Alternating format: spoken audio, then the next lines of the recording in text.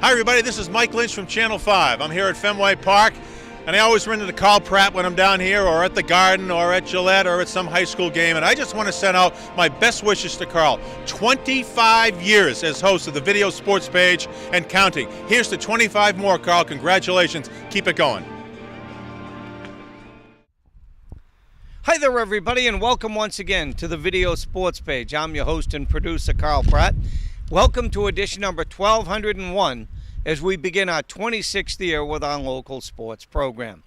Well, during this week's edition of our program, we're going to bounce around a bit with our camera. We've been all over the place, it seems, since last Thursday. We're going to put some focus on some very good pitching in this area. We're going to talk about a young man that pitched a no-hitter for the Plymouth North program. We're going to talk about a young lady that pitched 2 no-hitters for the Silver Lake softball program. And we're going to talk about a Sacred Heart pitcher who pitched 2 one-hitters, back-to-back one-hitters for the Sacred Heart softball program.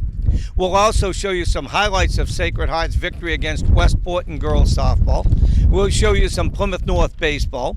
We're going to show you some Silver Lake boys varsity lacrosse as they took on Hingham earlier this week. And from the pro ranks, I'll replay a piece I had in the Bruins locker room with Tuukka Rask following last Saturday's victory against the Philadelphia Flyers. And I was on hand for the Red Sox home opener last week against Milwaukee, and I caught up with Steve Lyons. Steve is in town. He's going to work maybe 17 or 20 games for NESN this year. And you know what? He's a former Boston Red Sox infielder. He didn't have 1 stint with the Red Sox when he was a player. He didn't have 2. He didn't have 3. He had 4 stints with the Boston Red Sox. And if you remember back when he played with the Red Sox, he was known as Psycho. Pretty interesting interview I can share with you this week. All right, we'll begin this week's edition of our program by showing you a handful of highlights of Silver Lake's boys lacrosse program. They went up against powerful Hingham earlier this week, and although they came up short, they got some valuable experience, and this all came on the heels of an impressive victory against Pembroke. Let me show you some of those highlights from the second half.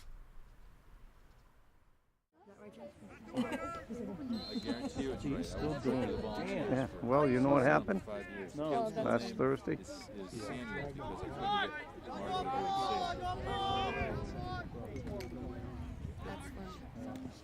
What happened? Come on, Chico! He's holding. They know how to hold it. Yeah, Tim didn't mind standing. Griffin hates Wow, that's a good call there. He did hold on. That's a good call. No, 5 yards. Those are foot. Hydraulic fluid. Nice That job, boy. Joe. Stay with it. Take it up. That a boy. There you go. Nice job. Look now. Nice. Nice. Nice. Hey, who's 13? Nice job, boys. Who nailed to Gilderson? Who are you?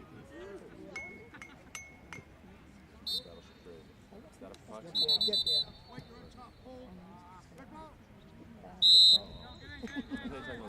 No, we're not. No. Boy, Tyler. Oh, boy.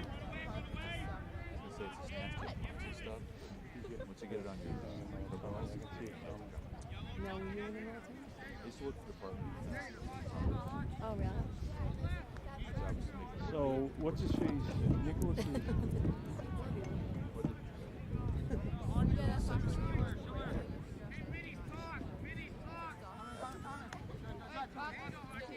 Stay on him tight. Kinetic labs is where they do all this stuff. Uniforms, tents, so they'd send me these take pictures of what they're doing throughout the so imagine a bunch of workers who are shooting shots. These guys running. They all cut out foot fetish. So, what did you have to pretend to do? No, but I had to wear the uniform. So my insignia is Nice save. Good job, four. I had a different rep from the community. Wide, boys. Get wide. Turn around, 21. Turn around. See the ball. Turn around. You got five. You got five. How do you get a gig like that? Oh, what is that? Oh, I thought that right here. Talk. Someone stay. Nice. Nice job, guys. Like him. Like 9. There you go.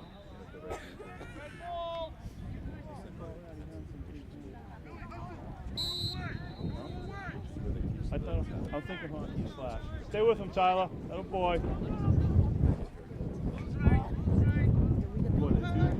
Oh, he's right there. Come on, guys. Who's man? Well, while we're on the subject of Silver Lake sports, let's talk about the baseball team, which had a very impressive victory this week against North Quincy. Final count there was 16-2. Leading the offense for Silver Lake was Dan Cole as he knocked in 4 runs. Meanwhile, Silver Lake got a strong game from Adam Gay. Lots of kids are hitting the ball early on. They're getting fine pitching, and their record right now is 3-0. They won't be back in action until next Monday when Silver Lake takes on Hingham in a key Patriot League matchup. Silver Lake, by the way, 17-5 a year ago, back-to-back Patriot League championships. They'd like to make it a trifecta here this spring. Well, speaking of being around the diamond, let's talk about Sacred Heart. And they're off to a 4-0 start. We have some highlights to show you as Sacred Heart went up against Westport this week. And you know what? They defeated Westport by a count of 7-1. The storyline there was Julia Pamela. For the second straight game, she tosses a one-hitter. Julia Pamela struck out 15 along the way to lead Sacred Heart to that victory. Adriana DeMaria and Lauren Melchionda had strong games. Melchionda at shortstop, she knocked in a bunch of runs as Sacred Heart had a 5-run second inning on the way to this impressive win. Let's look back at Sacred Heart's victory on Wednesday.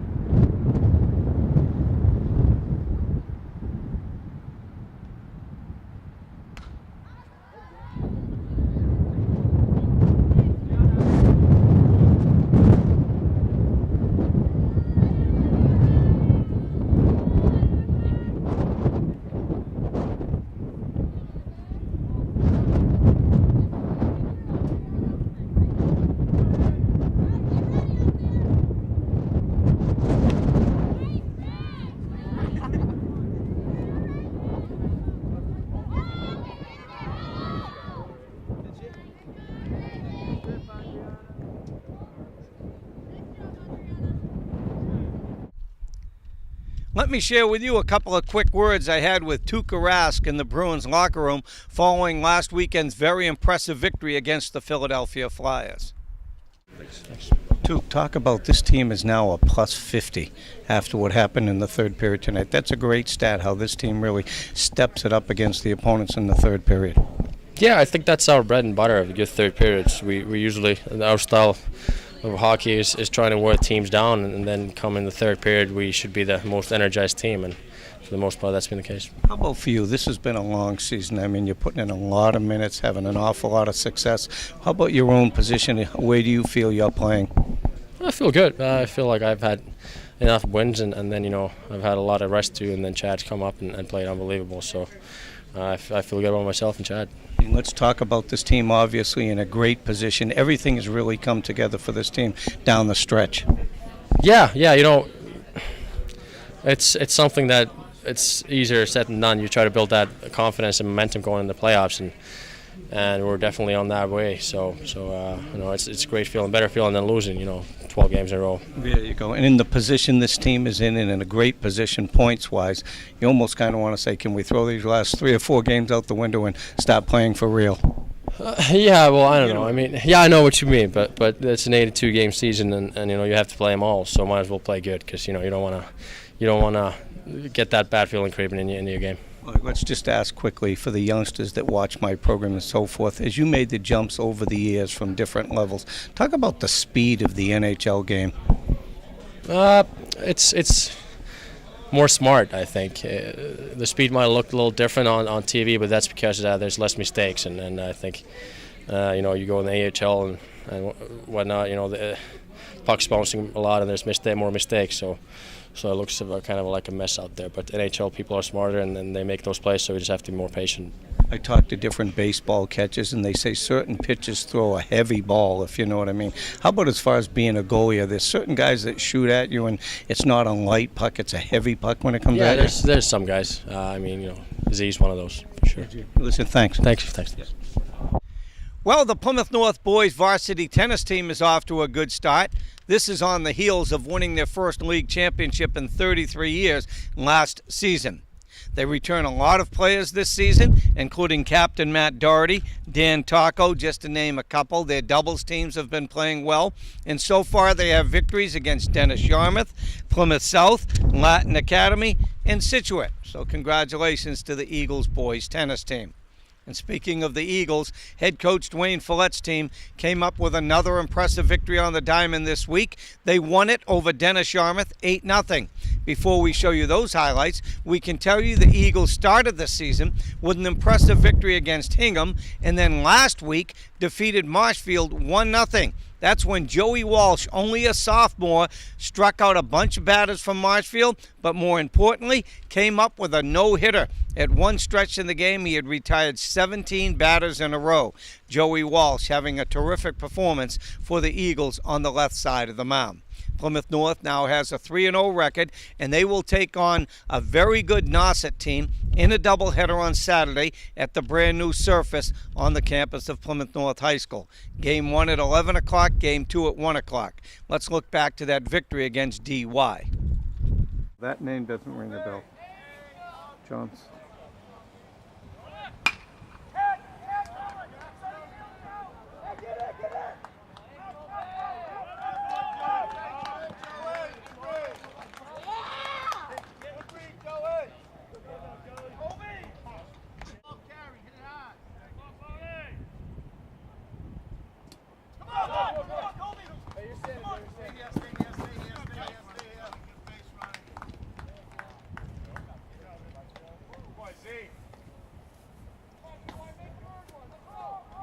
Leave on me.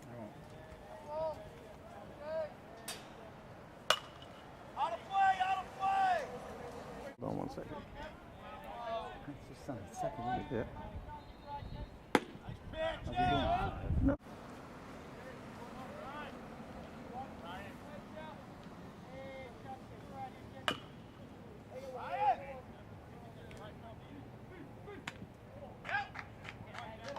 Thinking, man.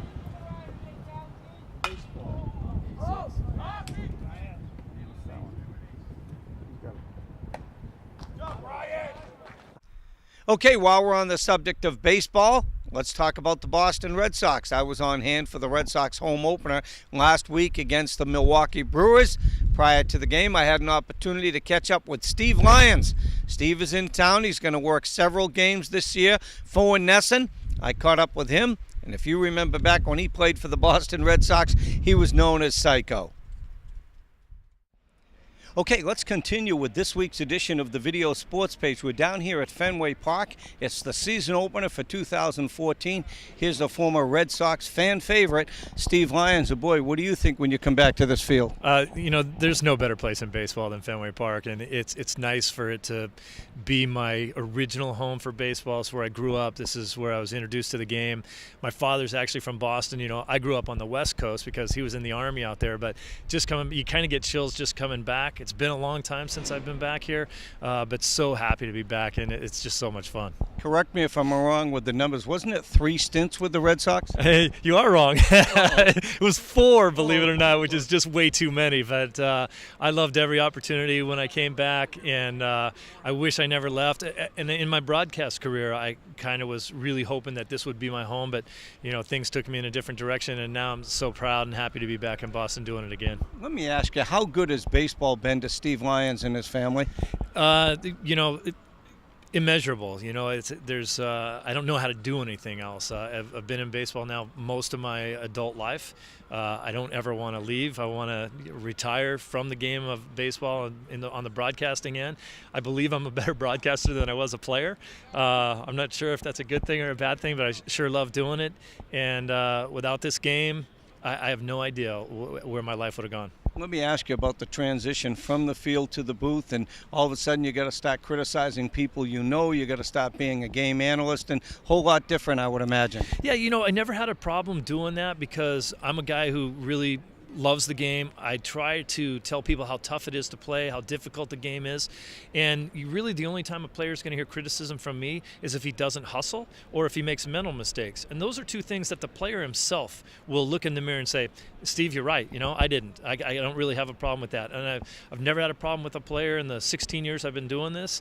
And I think they understand that I'm going to protect them. You know, if I see a guy hustling down the line, I want to see a replay of that because I'll go out of my way to say that's the way the game's played. This guy's out there busting his tail.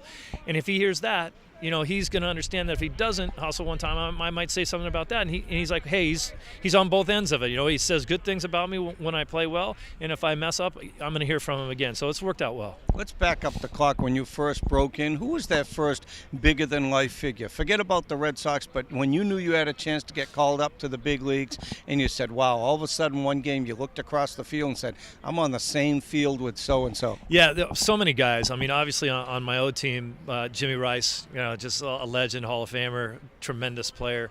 The team that I first came up with, the Red Sox, there was only 2 rookies on that team, myself and Mark Sullivan. So there was a ton of guys. Bruce Hurst was such a integral part of being a friend in the clubhouse. Bill Buckner was a guy I had a tremendous amount of respect for. Richie Gedman was next to me at the locker. Wade Boggs was here, and Roger Clemens. Clemens has had a tough time, but I'll tell you, I never saw a greater competitor in my life than he was. And then I played in a great era. Guys like Reggie Jackson and Dave Winfield, guys like that I got a chance to play against, were huge names. Let me ask you, before I let you sneak away, 10 years from now, somebody picks up an old Red Sox yearbook, or they see something on an ESPN Classic and Steve Lyons, and, maybe it's not the Roger Clemens or it's not the Wade Boggs, but what would you want people to know when they say Steve Lyons ... Oh, well, what they're going to see is me pulling my pants down at first base. That's what they're going to see. I would like people to remember that I wasn't a great player. I certainly admitted that. I knew that. But I hope people understood that I gave it 100% every day. I got dirty. I tried to do everything I could to try to beat you on that particular day. And every once in a while I was good enough to do that. And other times, I think particularly in Boston, people here appreciate an effort. They want to see that you're out there trying, and they'll leave you alone if you go 0 for 4 and they know you're trying hard. So I hope people remember that. Well, what I want people to know, it was so many years ago that those pants did come down. If we can just revisit that, because if that happened today with tweet and Instagram and everything, you would be a household name across the country. But back then, not a lot of people saw it. But just talk about that quickly, because it was like, whoops, what did I do? Yeah, nobody actually got a picture of it, which is a good thing. There was video and all that, but nobody shot a picture, so that's probably a good thing for me. I just brain cramped. A lot of people think that I did it on purpose for some crazy reason, for publicity or something, but I'd slid into first trying to beat out a bunt, and I thought I was out, but they called me safe. So the pitcher and the umpire were having a big argument right in front of me, and I was listening to them, and there was dirt running down the inside of my pants, and I literally just forgot that I was still standing on the field. I just kind of went into la-la land and yanked my pants down to get the dirt out, and then realized that I was standing out there. Yeah, and so I got them back up, and I had sliding shorts on, but it became a big deal. And you're right, that's probably what I'm known most for.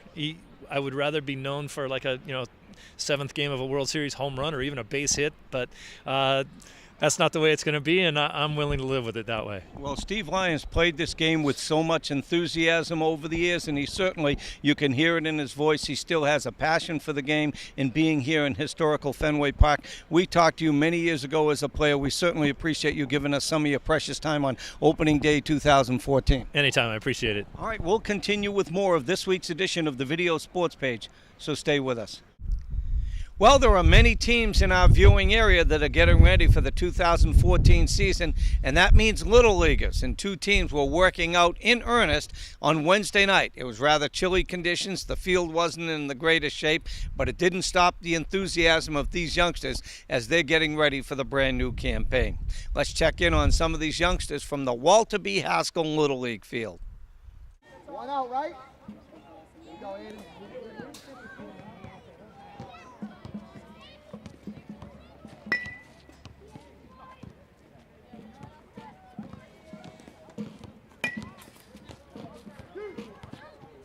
Get there.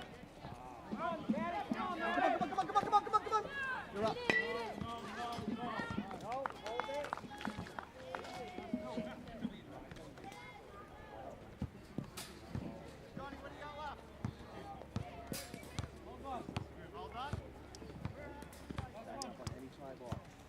Here we go, Aiden. Here we go. Go get it, bud. Hands back and drive it.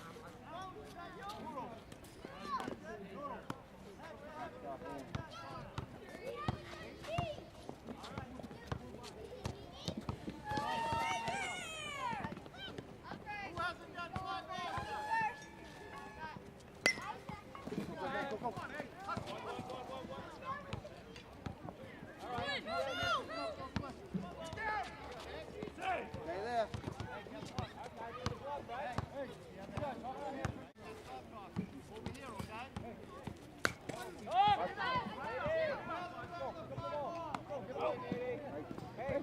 19, straight 19. 2 outs now, right? Who's up?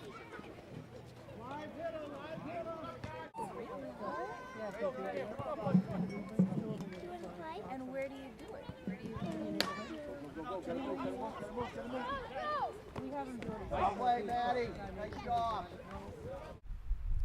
Okay, before we close this week's edition of our program, it's certainly a great opportunity to talk about an outstanding pitching performance by Maddie Barone. Not once, but twice. She's led Silver Lake to a 3-0 start, and in the process has tossed 2 no-hitters and struck out a bunch of batters. Maddie Barone had 12 Ks against Barnstable. She followed that up with a 17 strikeout performance against Hingham. Tony Pena is the brand new coach for the Silver Lake Lakers, and he's watched this young sophomore just whiz it by the opponents. Silver Lake 3-0 so far this season. Well, that'll take care of this week's edition of the Video Sports Page. I've been your host, Carl Pratt. Health and wisdom from the Video Sports Page.